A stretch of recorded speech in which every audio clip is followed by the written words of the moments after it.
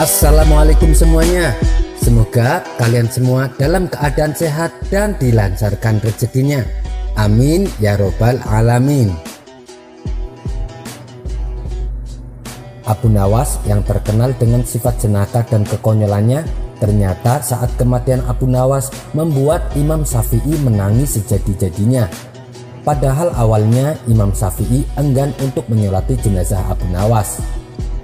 Lalu gerangan apakah yang sampai membuat Imam Syafi'i menangis? Berikut kisahnya. Semasa hidupnya Abu Nawas bukan hanya sering melucu, tapi terkadang keluar ucapan yang nyeleneh. Ia juga terkenal sebagai seorang pujangga Arab yang gemar berbuat maksiat dan dianggapnya agak gila.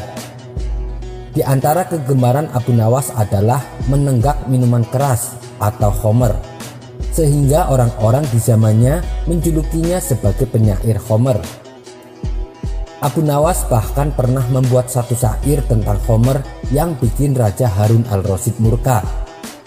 Isi syairnya adalah sebagai berikut. Biarkan masjid diramaikan oleh orang-orang yang rajin ibadah.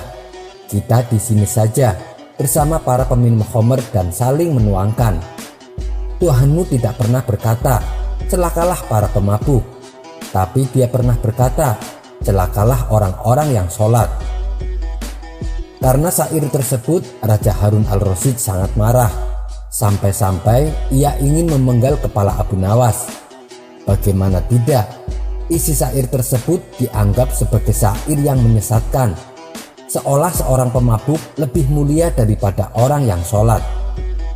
Tapi salah satu penasehat istana memberikan pengertian kepada Raja Harun al-Rasyid. Wahai paduka yang mulia, para penyair mengatakan apa-apa yang tidak mereka lakukan, maka maafkanlah dia. Dan menurutnya apa yang disampaikan Abu Nawas dalam syairnya ditunjukkan kepada orang-orang yang mengerjakan sholat tapi hanya karena ingin dipuji manusia dan ingin dianggap alim. Padahal di hatinya sama sekali tidak ada kepedulian kepada anak-anak yatim dan kepada fakir miskin. Maka meredalah amarah Raja Harun al-Rasyid. Tokoh Abu Nawas ini hidup sejaman dengan Imam Syafi'i. Namun Imam Syafi'i kurang suka dengan perilaku Abu Nawas yang dianggapnya tidak mencerminkan sebagai seorang muslim. Hingga suatu ketika kabar tentang kematian Abu Nawas menyebar ke seantero negara Irak. Kabar tersebut membuat gempar semua orang.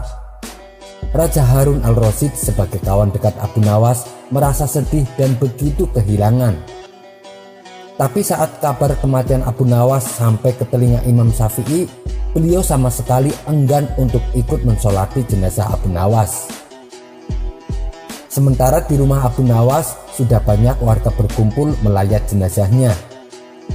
Ketika proses pemandian jenazah hendak dilakukan, salah satu warga menemukan secarik kertas di dalam kantong baju Abu Nawas. Kertas itu berisi tulisan syair Abu Nawas untuk terakhir kalinya. Syair tersebut berbunyi sebagai berikut. Wahai Tuhanku, dosa-dosaku terlalu besar dan banyak, tapi aku tahu bahwa ampunanmu lebih besar.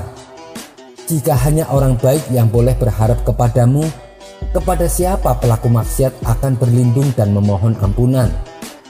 Aku berdoa kepadamu seperti yang engkau perintahkan dengan segala kerendahan dan kehinaanku.